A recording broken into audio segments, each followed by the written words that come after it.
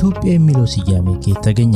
በዓለም ሕዝቦች ዘንድ ኢትዮጵያ ለማለት ጦቤ የሚለው ትውፊታዊ ቃልም ተጠቃሽ ነው። ጥንታውያን የዓለም ፈላስፋዎችና ደራሲያን የኢትዮጵያን ድንቅ ሀገርነት ለመግለጽ ኢትዮጵያ የሚለውም የቅርስ ቃል ነው። በሌላ በኩል ኢትዮጵያን ለመግለጽ የቀጥታ ተዛምዶ አላቸው ከተባሉት ቃላት መካከል አማሃራ የሚለው መጠሪያ ነው።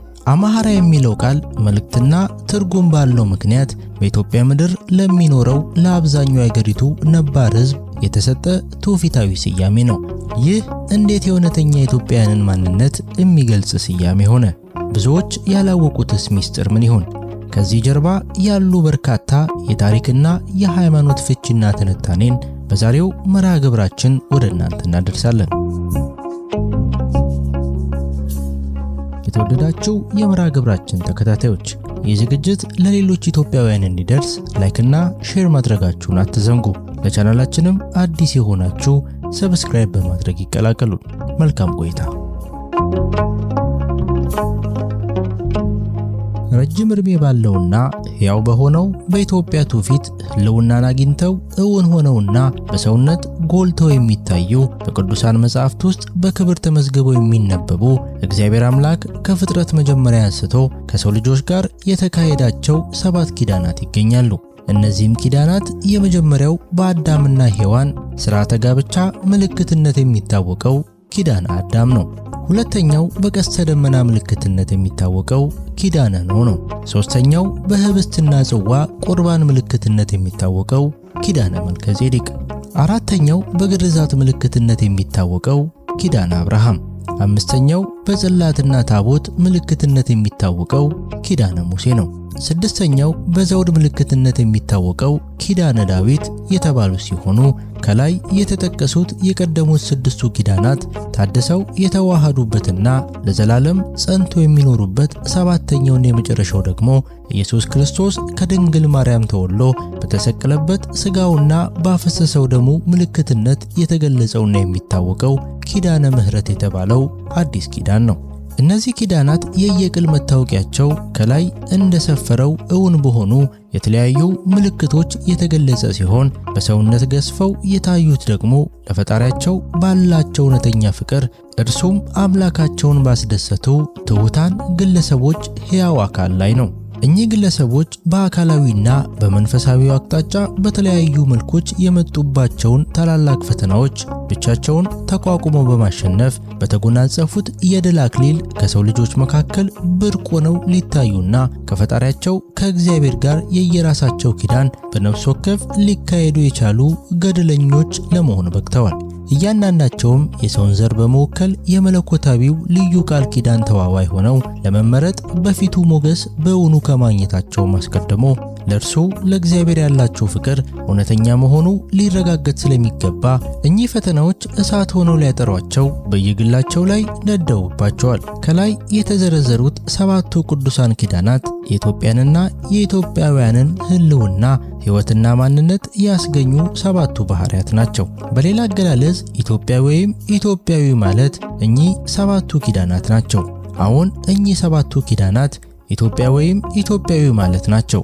ያለ እነዚህ 7ቱ ኪዳናት ወይም ከነርሱ ውጪ በሚደረግ ሌላ የሕልውና ስርዓት ወይም ርዕዮተ ዓለም ኢትዮጵያ የምትባል ሀገር የለችም፣ ልትኖርም አትችልም። ወይም ኢትዮጵያ የሚባለው ሰብአዊ ፍጡር ወይም ሕዝብ የለም፣ ሊኖርም ከቶ አይችልም። በዚህ መሰረትና ከዚህ የተነሳ ይህች ኢትዮጵያ እውነተኛይቱ ኢትዮጵያ ብቻ ሳትሆን እውነተኛይቱ እስራኤል ጭምር እኚህ ኢትዮጵያውያንን እውነተኞቹ ኢትዮጵያውያን ብቻ ሳይሆኑ እውነተኞቹ እስራኤላውያን ጭምር እንደሆኑ የብሉይና የሐዲሱን ኪዳናት አጠቃለው የያዙት ቅዱሳን መጻሕፍት በዚህች በእግዚአብሔር በእውነት ቃል ልዩ ዕውቅና ሰጥተው በማያወላውልና በማያዳግም ሁኔታ አጽድቀውባታል። የኢትዮጵያ ሕልውናና የኢትዮጵያዊ ወይም የኢትዮጵያዊት ሕይወት ሁለቱም በእነዚህ በ7ቱ ቅዱሳን ኪዳናት ላይ በጽኑ ተመስርተዋል፣ በተዋህዶ የተሳሰሩ ናቸው። ይህንንም ከነዚህ ኪዳናት መንጭተውና በእነዚሁ ኪዳናት ለምልመው የሚታዩት የኢትዮጵያውያንን የሃይማኖት የባህልና የማህበራዊ ኑሮ ሕይወታቸው ድርና ማግ ብቻ ሳይሆን በትምህርት አሰጣጥ፣ በሀብት ልማትና በስነ መንግስት አመራር ረገድ በስርዓት የሚከተሏቸው ሕያዋን የሆኑት አምላካውያን ሕጎቻቸው ጭምር በገሃድ አረጋግጠው ያሳያሉ። እንግዲህ ይህ ነው ኢትዮጵያዊነት። ለመሆኑ ኢትዮጵያ የሚለው ስያሜ ከየት ተገኘ? ኢትዮጵያዊነት ከሚለው ቃል ጋር የጥሬ ዘርና የሚስጥር የዘይቤና የትርጉም ተዛምዶ ያላቸው በዓለም ሕዝቦችና ቋንቋዎች ዘንድ የሚታወቁ አንዳንድ ይፋ ቃላት አሉ። ከነዚህ መካከል የሚከተሉትን እኒ ኢትዮጵያ ለማለት ጦቢያ የሚለው ትውፊታዊ መጽሐፋዊና ሕዝባዊ ቃል ነው። ጥንታውያን የዓለም ፈላስፎችና ደራሲያን የኢትዮጵያን ምድራዊት ገነትነትና የኢትዮጵያውያንን መልአካዊ አኗኗር በመንፈስ በማየትና በዜና በመስማት የኢትዮጵያን ማንነትና የኢትዮጵያዊነትን ምንነት በየጽሑፋቸው ለመግለጽ ይጠቀሙበት የነበረው ይህን የመሰለውን ሕይወት በምድር ላይ ለመፍጠርና ለማግኘት ይቻላል በሚል እምነት የሰው ልጅ ዛሬም እየተጠቀመበት የቀጠለው ኢትዮጵያ የሚለው የቅርስ ቃል ነው። ጥንት በዛሬይቱ ኢትዮጵያ ምድራዊ ክልል ውስጥ ይኖር የነበረ አሳ በላተኛ ሕዝብ ተለይቶ ይጠራበት የነበረው ኢትዮፓጊ የሚለው የስያሜ ቃል ነው። ዕብራውያን በዕብራይስጥ ቋንቋቸው ኢትዮጵያ ወይም ኢትዮጵያዊ ለማለት የሚጠቀሙበት ኩሽ የሚለውን ቃል ነው። አረቦች ኢትዮጵያ ወይም ኢትዮጵያዊ ለማለት የሚጠቀሙበት ካበሽ ወይም አበሻ የሚለው የአረብኛ መጠሪያ ቃል ነው። እንግሊዞች ይህን የአረብኛውን ቃል ቆልምመው ወይም አቢስ የተባለው የነገድ አባት ዝርያዎች ናቸው ለማለት የተጠቀሙበት አቢሲኒያ የሚለው መለያ ቃል ነው። በመጨረሻ ኢትዮጵያውያን በቅዱሱ ኪዳን ሃይማኖታቸው መሰረትነት በሰመረው በህብረተሰባዊነት ህልውናቸው የሚታወቁበትና የሚጠሩበት አማሃራ የሚለው የውህደት ስም ነው። ኢትዮጵያ የሚለው ቃል ኢትዮጲስ ከሚለው ከመጀመሪያው መልከ ጼዴቅ በውህደት ለበቀለው የዘር ግንድ ከተሰጠው ስም የተገኘ አጠራር ሲሆን ከላይ እንደተጠቀሰው ጥንታውያኑ የዓለም ህዝቦች ይልቁንም ግሪኮች ከሌሎቹ ነገዶች የመልክ ቀለማት የተለየና የታወቀ የሆነውን የኢትዮጵያውያንን የመልክ አይነት ራሱን አስችለው ለመጠቆም ሲሉ በዚሁ ኢትዮጲስ በሚለው ቃል የሚጠቀሙ መሆናቸውን ሕያው የሆነው የኢትዮጵያን ትውፊት በአጽንኦት ያመለክታል። በዚህ የጎላ ቀለም ተለይቶ የታወቀውን ይህን ኢትዮጵያዊ መልክ በባለቤቱ የነገድ ማንነትና ምንነት ረገድ ብቸኛ የሆነ የማይለዋወጥ ባህሪና ገጽታ ያለው መሆኑን አምላካዊ የትንቢት ቃል እንዲህ ሲል በስዕላዊ አቀራረብ አሳምሮ በማስረዳት በነቢዩ በኤርምያስ አንደበት ገልጾታል። በውኑ ኢትዮጵያዊ መልኩን ወይስ ነብር ዥንጉርጉርነቱን ሊለውጥ ይችላልን? ከላይ ከተጠቀሱት ከኢትዮጵያ ጋር የተዛምዶ ግንኙነት አላቸው ከተባሉት ቃላት መካከል በመጨረሻ የተወሳው አማሃራ የሚለው መጠሪያ ቃል ለተነሳንበት አርዕስት የበለጠ አግባብነት አለው። የዚህም ምክንያት ኢትዮጵያ የቆመችለትን እምነት የሚጻረሩ አንዳንድ ባዕዳንና የአገር ተወላጆች በዛሬው ዘመን በቅርቡም እስካለፈው ምዕተ ዓመት ድረስ በሕዝቡና በአገሪቱ ላይ ሊጭኑ ያቀዱትን የየራሳቸውን የገዥነት ቀንበርና የግል ጥቅም ፍላጎታቸውን ዓላማ እውን ለማድረግ ሲሉ ስለዚሁ አማሃራ ስለሚለው አገር አቀፍ ስያሜ ሆን ብለው የፈጠሩት እጅግ የረቀቀ የስህተትና የቅራኔ ትርጓሜ ስላለ ነው። ስለዚህ እዚህ ላይ የተለየ ትኩረት ተሰጥቶት የቃሉን ምንጭና እውነተኛ ትርጉም በሚመለከት በቂ ማስረጃዎችን ከማቅረብ ጋር አጠር ባለ ሐተታ ስለ ቃሉ አብይ ቁም ነገር መተንተንና ማብራራት ግዴታ ይሆናል። አማሃራ የሚለው ቃል መልእክትና ትርጉም ባለው ምክንያት በኢትዮጵያ ምድር ለሚኖረው ለአብዛኛው የአገሪቱ ነባር ሕዝብ የተሰጠ ትውፊታዊ ስያሜ ነው። ቃሉ ከግዕዝ ተገኝቷል። በግዕዝ አም ማለት ሕዝብ ሲሆን ሃራ ማለት ደግሞ ነፃ ማለት ነው። ስለዚህ አማሃራ የሚለው ስያሜ የቃል ለቃል ትርጉም ነፃ ሕዝብ ማለት ሲሆን ይህም ትርጉም የእውነተኛ ኢትዮጵያውያን ማንነት ከሚገልጹት አበይት ባህሪያት መካከል አንዱ መሆኑን በግልጽ ያመለክታል። ግዕዝ ራሱን የቻለ ፊደል ያለው የኢትዮጵያውያን የመጀመሪያው እናት ቋንቋቸው መሆኑ በዓለም ሕዝቦች ዘንድ ሳይቀር በይፋ የታወቀ ነው። የአማሃራው ህብረተሰብ መነጋገሪያው ያደረገው ቋንቋ አማሃርኛ ተብሏል። የዚህ ህብረተሰብ የቃል ብቻ ሳይሆን የጽሕፈት መገናኛውም ጭምር የሆነው ይህ ልሳን ግንዱ ግዕዝ ቢሆንም በጋብቻና በልደት እንደተዋሃደው እንደ ቋንቋ ባለቤት ሁሉ አማሃርኛውም ብሔር አቀፍ ሆኖ በአገሪቱ ውስጥ በሚነገሩት አያሌና የተለያዩ በሆኑ ልሳናት ራሱን ሲያበለጽግ የኖረ ቋንቋ መሆኑ የቃላቱ ቤተ መዛግብት ያረጋግጣል። አማሃራ የሚለው ስያሜ ለምሳሌ አገው፣ አርጎባ፣ አፋር፣ ኦሮሞ፣ ጉራጌ፣ ጋፋት፣ ሀዲያ፣ ወላይታ፣ ከምባታ፣ ኩናማ ወይም ትግሬ እንደሚባሉት በየጎጣቸውና በየክልላቸው በየእምነታቸውና በየቋንቋቸው ተለያይተውና ተወስነው በየስማቸው እንደሚታወቁት ብሔሮች ወይም ሴማውያን፣ ካማውያንና ያፌታውያን ተብለው በመላው ምድር ላይ ተሰራጭተው እንደሚኖሩት እንደ ሶስቱ የሰው ዘር የትውልድ ቅርንጫፎች ይህን ህብረተሰብ አንድ ነጠላ ጎሳ ወይም ነገድ ነው ተብሎ ለእርሱ መለያና መታወቂያ ይሆን ዘንድ የተሰጠ ስያሜ አይደለም። በሌላ አገላለጽ አማሃራ የአንድ ጎሳ ወይም የአንድ ነገድ ወይም የአንድ ዘር ወገን አይደለም ማለት ነው። የቃሉ ፍቺ እንደሚያመለክተው አማሃራ በኢትዮጵያ ምድር የሰፈሩ ከተለያዩ ጎሳዎች፣ ነገዶች፣ ዘሮች፣ ቋንቋዎችና ባህሎች ወይም ሃይማኖቶች የተወጣጡ ወንዶችና ሴቶች እርስ በርሳቸው በመጋባት በስጋ አንድ የሆኑበት ህልውና ነው። በመንፈስም ቀድሞ በኪዳነ ልቦና፣ ቀጥሎ በኪዳነ ኦሪት፣ በመጨረሻ በኪዳነ ምሕረት የክርስትና ተዋህዶ ሃይማኖት ከእግዚአብሔር በመወለድ ስጋቸውና ነፍሳቸው እነርሱም ሁላቸው በአንድ መንፈስ ቅዱስ ፍጹም አንድ የሆኑበት ህይወት ነው። በአጠቃላይ ኢትዮጵያዊነት የተባለውን ዘላለማዊ የህልውና ዓላማ በህያውነት ከግብ ለማድረስ መለኮታዊውን ጥሪ በፍቃዳቸው ተቀብለው ለእርሱ በጋራ ቃል ኪዳን የገቡና ለሰውም ሆነ ለዲያብሎስ ተገዢ ከመሆን ነፃ ወጥተው በእግዚአብሔር ሕገ መንግሥት በእኩልነት ፍትህ በመመራት እየተዳደሩ እንደ አንድ ቤተሰብ የሚኖሩበት ሥርዓተ ሀገር ነው። አማሃራው ከላይ እንደተገለጸው የኚህ እያንዳንዳቸው የየግላቸውን ብሔረኝነትና ጎሰኝነት አምልኮና ልሳን በፍቃዳቸው ትተው ኢትዮጵያዊነትን ከፍጹም ሁለንተናው ጋር በፍቃዳቸውና በሃይማኖት የተቀበሉ የኢትዮጵያ ጥንታውያን ባላገሮች ህብረተሰብ ስለሆነ ቀጥሎ ባለው ሐተታ እንደሚብራራው ይህ ህብረተሰብ እውነተኛው ኢትዮጵያዊ ሆኖ ለመገኘት በቅቷል። እንግዲህ ማንኛውም ግለሰብ ወንድ ሆነ ሴት በዚህ ኢትዮጵያዊነት አምኖ በዚህ ህብረተሰብ አባል ለመሆን በፍጹም ነፃነት ፈቃደኛ ሲሆን የሚፈጸምለት ሥርዓት አለ። ይኸውም ከመንፈስ ቅዱስ በመወለድ በእግዚአብሔር መንግሥት ውስጥ ለአዲሱ ኪዳን ማህበራዊ ሕይወት የሚያበቃውን ጸጋ የሚጎናጸፍበት ልዩ ሥርዓት ነው።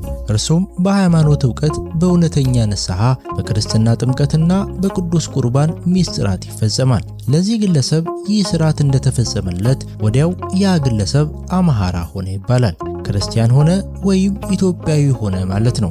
አማሃራዊነት ኋላ በሥጋ ጋብቻ ጭምር እስኪዋሃዱበት ድረስ በቅድሚያ እንዲህ በመንፈስ የሚወለዱበት ስለሆነ ጎሳ ወይም ብሔር አለመሆኑ በዚህ ይታወቃል። በዚህ ጊዜ ያ ግለሰብ ኢትዮጵያዊነት በሚያስተማምን ቃል ኪዳን ለዘላለም የሚጎናጸፈውን ያንን በመለኮታዊ ጸጋ የተገኘውን ሰብአዊ ነፃነት እንዳይቀዳጅ ከልክሎት ከኖረው ከጠባብ ብሔርተኝነትና ከጎሰኝነት ከቋንቋና ከአምልኮ ባዕድ ቁራኝነት ከአጓጉል አስተሳሰብም ጭምር ተላቆ የእውቀት ብርሃን የወጣለትና የነፃነትን አክሊል የተቀዳጀው ህብረተሰብ አባል ለመሆን የበቃ ይሆናል።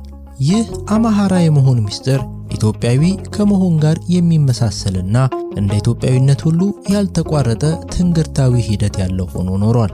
አማሃራ ሆነ ማለት ከላይ እንደተወሳው ኢትዮጵያዊ ሆነ እንደማለት ብቻ ሳይሆን በአሁኑ ጊዜ ከፍጥረት ዓለሙ ዘንድ በይበልጥ ዕውቅና እንዳገኘውና በመጨረሻም ዘመን የሰውን ዘር እንደገና አዋህዶ ፍጹም አንድ እንደሚያደርገው እንደ አዲስ ኪዳን ክርስቲያን ሆነ ማለት ነው። በዚህ መሰረት አይነተኛው ማለት አማናዊ ወይም እውነተኛው አማሃራ፣ አይነተኛው ኢትዮጵያዊ ወይም አይነተኛው ክርስቲያን ነው።